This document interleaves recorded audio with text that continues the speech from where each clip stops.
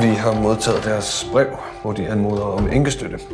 Uden deres mands dødsattest kan jeg desværre ikke imødekomme deres anmodning. Min mand forsvinder ikke bare. Karoline? Hvem er det? Jeg er hendes mand.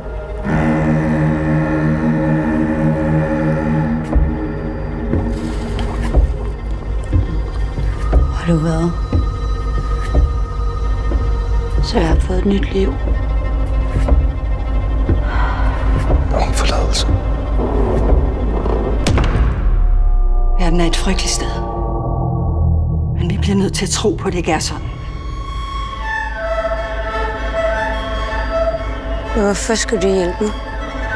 Hvem skulle ellers gøre det?